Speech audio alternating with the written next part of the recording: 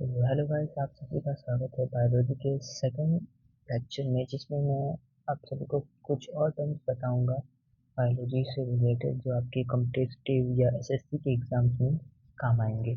तो first lecture हमने पढ़ा था बायोलॉजी क्या होती है, इसके हल्का फुल्का डिफिनेशन जाना था कि ये शब्द कहाँ से आया, इसके फादर कौन है, किसने ये शब्द दिया, इसके ब्रांचेस कितने हैं। तो उसमें हमने देखा था कि बायोलॉजी के वैसे तो बहुत सारी ब्रांचेस होते हैं, पर मेन दो तीन ब्रांचेस होते हैं। उसमें से पहला मैंने बताया था आपको कि वो होता है, एक होता है आपका जूलॉजी, दूसरा होता है बॉटनी, और थर्ड एक और ब्रांच होता है, वो उसे हम कहते हैं, थर्ड जो ब्रांच है वो है हमारा माइक्रोबायोलॉजी। थोड़ा परेशानी हो रही है लिखने में। जो हमारा थर्ड ब्रांच है वो है माइक्रोबायोलॉजी।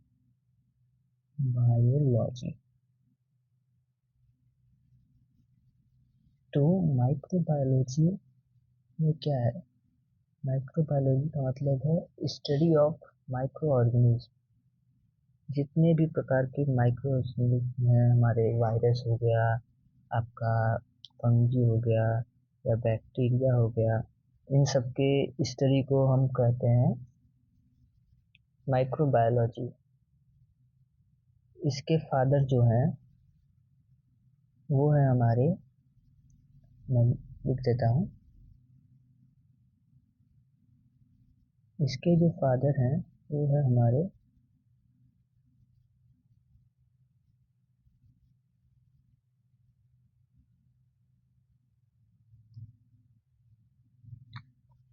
एंटोनी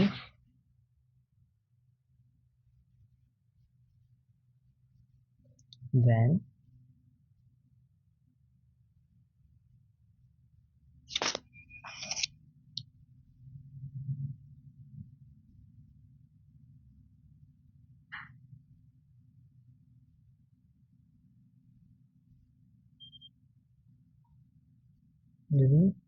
हुक।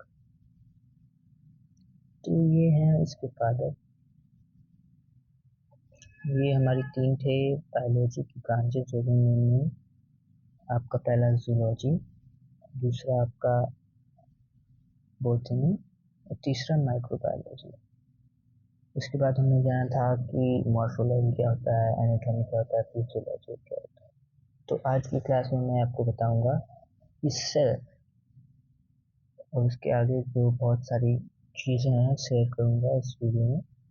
तो इसमें मैं बताऊंगा कि बता रहा था सेल। आपका सेल क्या होता है? सेल को वैसे हिंदी में हम कोशिकांग कहते हैं, कोशिका। सेल मतलब कोशिका होता है हिंदी में। तो हम सब जानते हैं cell is a structural and functional unit of life. We are made up of cells. हम सब सेल्स से मिलकर बने हैं। तो सेल्स का, जैसे सेल्स, उसके बाद हम टिश्यू, सेल्स से टिश्यू बनता है, तो उस क्रम को कहते हैं हम सेल ऑर्गेनाइजेशन, सेलुलर ऑर्गेनाइजेशन। तो सेलुलर ऑर्गेनाइजेशन में पहले हमारा आता है सेल। सेल आता है, सेल को हम जानते हैं कोशिका कहते हैं, और सेल की स्टडी को सेल बायोलॉजी कहा जाता है, सेल बायोलॉजी और साइटोलॉजी कहता है। उसके बाद सेल्स से मिलकर बनता है टिश्यू, जिसे हम हिंदी में कहते हैं ऊतक। इसके स्टडी को हिस्टोलॉजी कहा जाता है। उसके बाद टिश्यूज से हमारे ऑर्गन्स बनते हैं। ऑर्गन्स जैसे अंग, इसे हिंदी में अंग कहते हैं। इस एग्जाम्पल हमारी स्किन हो गई, लीवर हो गया, हार्ट हो गया, जितने भी ऑर्गन्स हैं वो। उसके बाद हमारा बनता है ऑर्गन सिस्टम, जैसे हमारा डाइजेस्टिव सिस्टम, उसके बाद रेस्पिरेटरी सिस्टम, स्केलेटल सिस्टम। तो ये, और पूरे ऑर्गन सिस्टम से बनता है ऑर्गेनिज्म, जो होता है जीव हमारा। तो ये था हमारा सेलुलर ऑर्गेनाइजेशन, इस प्रकार हम बने हैं। उसके बाद आता है टाइप्स ऑफ सेल्स। सेल्स के 2 टाइप होते हैं, प्रोकैरियोटिक सेल और यूकैरियोटिक सेल। प्रोकैरियोटिक सेल का मैं अगर डिफाइन करूं तो प्रो मतलब होता है, जो प्रो है उसका यहाँ पे मतलब है प्रिमिटिव, प्राचीन, प्रिमिटिव प्राचीन या आदि मतलब पुराना। और कैरियोटिक का मतलब होता है न्यूक्लियस। और यूकैरियोटिक का मतलब होता है, इसमें यू का मतलब है ट्रू और कैरियोटिक का मतलब जानते ही हैं न्यूक्लियस। तो जो प्रोकैरियोटिक सेल्स होते हैं उनमें न्यूक्लियस प्रेजेंट होता है। जैसे हमारा सेल है, ये हमारा सेल है, इसमें हमारा न्यूक्लियस प्रेजेंट है। और इसमें न्यूक्लियस प्रेजेंट होता है। न्यूक्लियस आप ऐसे समझ सकते हैं कि उसका दिमाग दिमाग समझ सकते हैं। और इसमें होता है हमारा न्यूक्लियस भी इसमें भी होता है, न्यूक्लियस यूकैरियोटिक सेल्स में भी। और इसमें न्यूक्लियर मेम्ब्रेन रहता है, इसके किनारे किनारे आप देख रहे होंगे, ये न्यूक्लियर मेम्ब्रेन्स हैं। इसीलिए ये बेसिक डिफरेंस है इन दोनों के बीच में। यहाँ पे मैंने लिखा भी है प्रोकैरियोटिक सेल्स जिसमें एब्सेंस ऑफ न्यूक्लियर मेम्ब्रेन, इसके अंदर होता है एब्सेंट न्यूक्लियर मेम्ब्रेन। इसे हम इमेच्योर सेल भी कहते हैं। केंद्रक झिल्ली का अभाव होता है इसमें और अपरिपक्व कोशिका ये होता है। और यूकैरियोटिक में न्यूक्लियर मेम्ब्रेन प्रेजेंट होता है और ये मैच्योर सेल कहलाता है। अगर मैं इसका एग्जांपल दूं तो बैक्टीरिया हो गया, ब्लू ग्रीन एल्गी हो गया, ये सब हमारे इमेच्योर सेल हैं, हमारे प्रोकैरियोटिक सेल्स हैं। और जितने भी एनिमल्स हैं हम लोग को इंक्लूड करके, प्लांट हैं, प्रोटोजोआज हैं, फंगी है, ये सब मैच्योर सेल में मतलब यूकैरियोटिक सेल में आते हैं। प्लांट को हम हिंदी में पादप और फंगी को कवक कहते हैं, और बैक्टीरिया को जीवाणु, और ब्लू ग्रीन एल्गी को नील हरित शैवाल। एल्गी का हिंदी में मतलब होता है शैवाल। मैं नोट्स में बता देता हूँ कुछ टॉपिक्स। तो देखिए, बैक्टीरिया को जीवाणु कहते हैं। जो बैक्टीरिया है वो फर्स्ट ओरिजिनेटेड लिविंग ऑर्गेनिज्म है अर्थ का। यह पृथ्वी का प्रथम उद्भिद जीव है। ठीक, याद रखिएगा ये आप लोग। दूसरा है हमारा ब्लू ग्रीन एल्गी, जिसे हम शॉर्ट फॉर्म में बीजीए कहते हैं। ये इसको हम साइनोबैक्टीरिया भी कहते हैं, आल्सो नोन एज साइनोबैक्टीरिया। ये फर्स्ट फोटोसिंथेटिक लिविंग ऑर्गेनिज्म है अर्थ का। ये पहला ऐसा प्रथम प्रकाश संश्लेषी जीव है। जब बहुत पहले जब पेड़ पौधे नहीं थे तब ये आया था, और यही फोटोसिंथेसिस जीव है, यही फोटोसिंथेसिस का प्रोसेस स्टार्ट किया था। और ये एक कनेक्टिव लिंक है बैक्टीरिया और एल्गी के बीच में। ठीक, मतलब ये फोटोसिंथेसिस का प्रोसेस करता है, तो जितना भी उसके पास न्यूट्रिएंट्स आते हैं वो बैक्टीरिया को देता है। तो ये ऐसे काम करता है। अब उसके बाद हम आए इधर, तो ये हमारे पास type of organism according to the number of cells. इनके नंबर ऑफ सेल्स के आधार पर हम देखते हैं कि ऑर्गेनिज्म कितने टाइप्स के होते हैं। तो पहला है हमारा यूनिसेलुलर ऑर्गेनिज्म। इसमें यूनि का मतलब है हमारा वन, और सेलुलर मतलब मेड अप ऑफ सेल। मतलब वो प्राणी जो केवल एक सेल से बनते हैं, मतलब एक कोशिकीय से बना हुआ ऑर्गेनिज्म, उसे हम यूनिसेलुलर कहते हैं। एक कोशिकीय जीव कहते हैं। एग्जाम्पल में हमारा जीवाणु हो गया, बैक्टीरिया, ब्लू ग्रीन एल्गी हो गया, प्रोटोजोआज हो गया, ये सब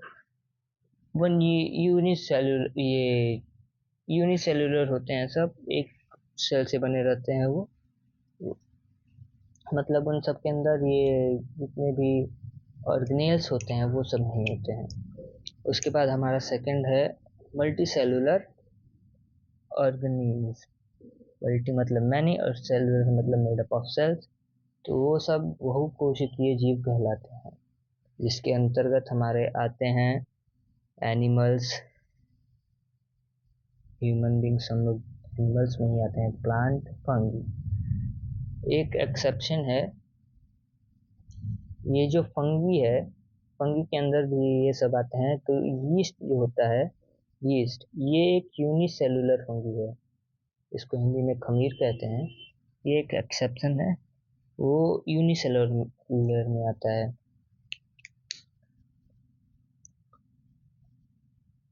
इसके बाद हम आते हैं सेल बायोलॉजी पे।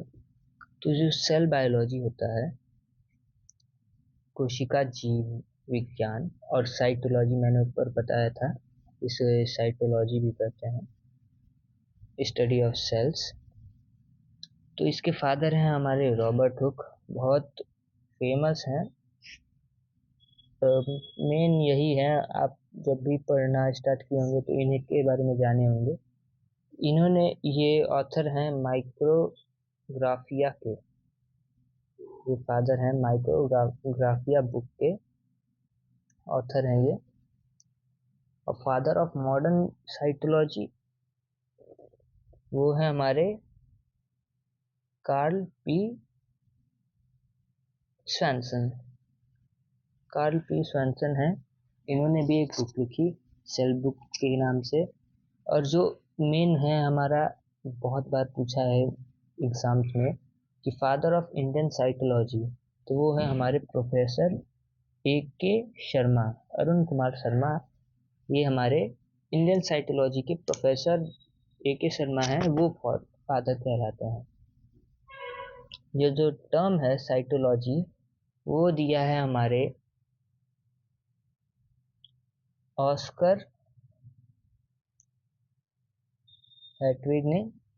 कब दिया था ये? 1892 में इन्होंने ये शब्द दिया। जो साइटो, और जो ये टर्म है, द टर्म साइटोजेनेटिक्स, ये दिया है हमारा, किसने?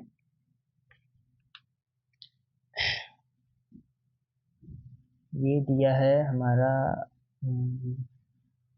ये जो टर्म है साइटोजेनेटिक्स, साइटोजेनेटिक्स दिया है एच जे मुलर। एच जे मुलर ने ये शब्द दिया है।